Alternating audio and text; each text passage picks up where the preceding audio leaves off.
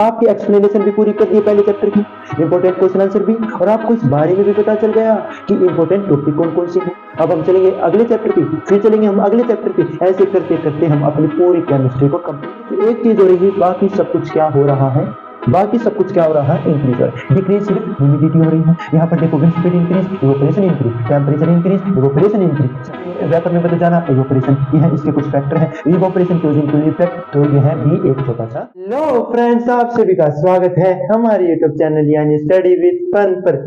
आज मैं आपसे एक बात पूछूं पहले ही, अगर आपको पहले से ही पता चल जाए कि आपके एग्जाम में यह क्वेश्चन आएंगे तो आपको कैसे लगेगा? आप तो झूम उठोगे, आप झूम उठोगे, क्योंकि आपको पता चल गया कि एग्जाम्स में यह क्वेश्चन आएंगे।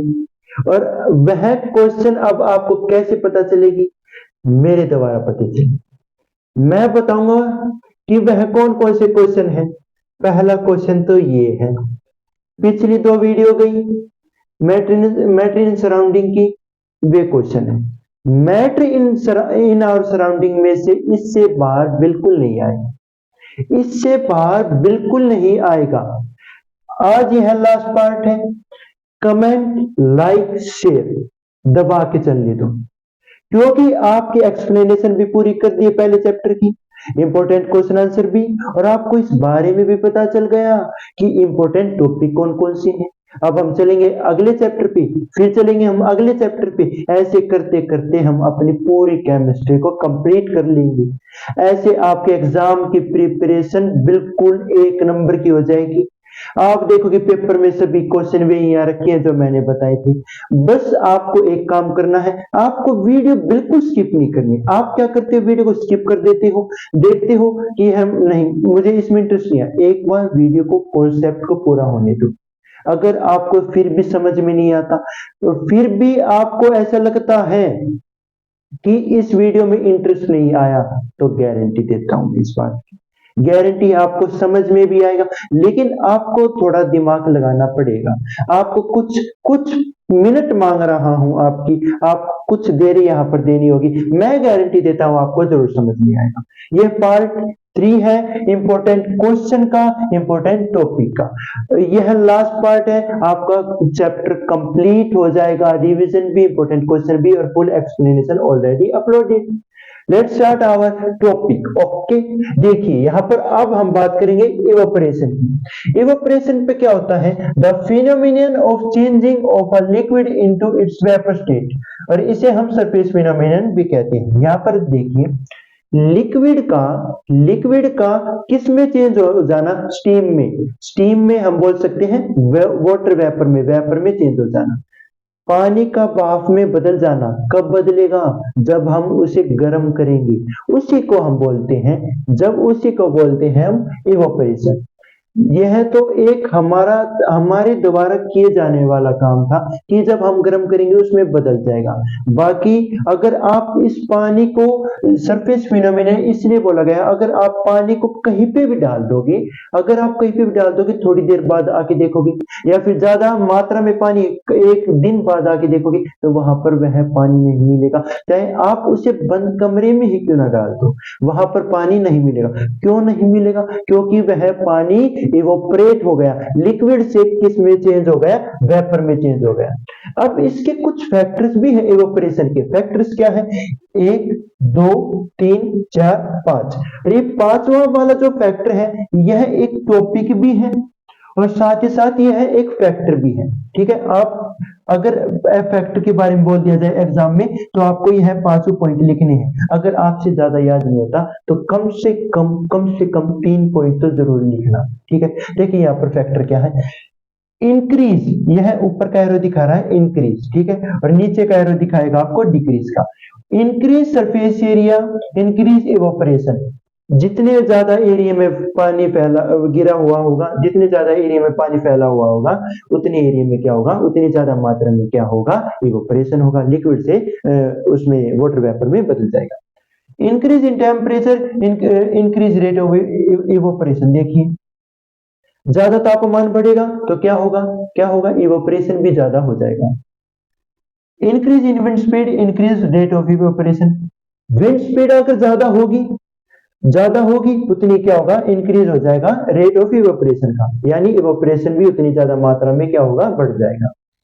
Decrease in humidity increase the rate of evaporation. यहाँ पर देखिए अगर ह्यूमिडिटी डिक्रीज होगी तो रेट है इवेपोरेशन का क्या होगा, इंक्रीज हो जाएगा। अब यहाँ पर आप एक कॉमन चीज देखना, एक यहाँ पर बिल्कुल छोटी सी चीज देखना, डिक्रीज सिर्फ एक चीज हो रही है, डिक्रीज सिर्फ एक चीज हो रही है, बाकी सब कुछ क्या हो रहा है, बाकी सब कुछ क्या हो रहा है, इंक्रीज हो रहा है। डिक्रीज सिर्फ ह्यूमिडिटी हो रही है, यहाँ पर देखो wind speed increase, evaporation increase, temperature increase, evaporation increase, surface area increase, evaporation increase. और यहाँ पर पांचवा फैक्टर देखिए, इवेपोरेशन कूलिंग इफेक्ट।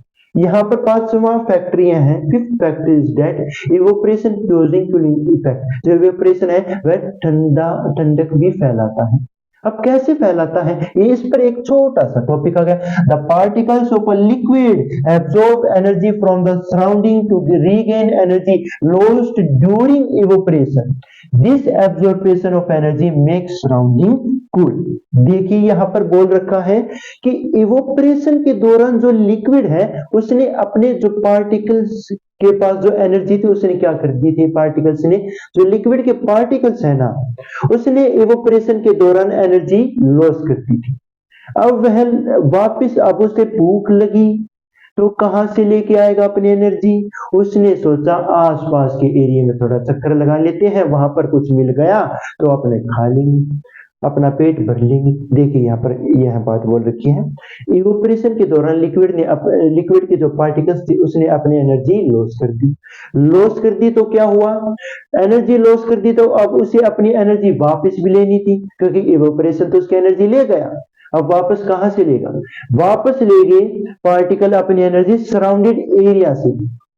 यहाँ पर लिक्विड है, अपने जो ये सराउंडेड एरिया है यहां से क्या लेंगे, यह अपनी एनर्जी रिगेन करेंगे। यहां से एनर्जी लेने से इसने बदले में क्या दिया, इसने बोला कि आपने मुझसे एनर्जी दी तो मैं आपको बदले में ठंडक दूंगा, यानी कूलिंग इफेक्ट। यानी यहां पर क्या कर दिया, द एब्जॉर्बेशन ऑफ एनर्जी, जो एनर्जी थी, the absorption of energy make surrounding cool. Energy absorb की और मेक सराउंडिंग कूल, उसके बदले क्या कर दिया, उसके बदले क्या कर दिया, सराउंडिंग एरिया को कूल कर दिया। यहाँ पर आपको समझ में आया, लिक्विड से वेपर में बदल जाना, इवेपोरेशन, यह इसके कुछ फैक्टर हैं। इवेपोरेशन क्यूजिंग कूलिंग इफेक्ट, तो यह भी एक छोटा सा टॉपिक भी है और यह एक फैक्टर भी। अब आपसे मैं एक क्वेश्चन दूं, अगर आप यह क्वेश्चन कर देते हो तो अगले पार्ट में मैं आपका नेम लूंगा और मैं बताऊंगा सभी बच्चों को कि यह वो स्टूडेंट है जिसने इंटरेस्ट दिखाया, जिसके अंदर है कि मुझे ज्यादा से ज्यादा नंबर स्कोर करने, उस बच्चे का नाम मैं जरूर लूंगा अगली वीडियो में। आपसे मैं आप क्वेश्चन देता हूं, आपको वह क्वेश्चन सोल्व करके देना है, उसका आंसर आपको मुझे देना। क्वेश्चन सुनिए, क्वेश्चन यह है, what happen when you, sorry ये नहीं करेंगे, why should we wear cotton clothes in summer. सबसे 2 या 3 नंबर में सबसे अधिक चांस है इसके भी क्वेश्चन पूछने की एग्जाम में। देखिए, why we wear cotton clothes in summer, गर्मियों में हमें कॉटन के कपड़े क्यों पहनने चाहिए। आपको इसका आंसर कमेंट में देना ही होगा। अगर आप नहीं देते हो तो अच्छी बात नहीं। मेरा मन कह रहा है कि आपको यह कॉन्सेप्ट भी समझ में आया है और आप आंसर भी जरूर दो। तो फिर दोस्तों आज क्लास यहीं पर खत्म होती है। आपको किसी भी प्रकार का डाउट आया है तो कमेंट बॉक्स में मैसेज कीजिएगा, कमेंट बॉक्स में कमेंट कीजिएगा।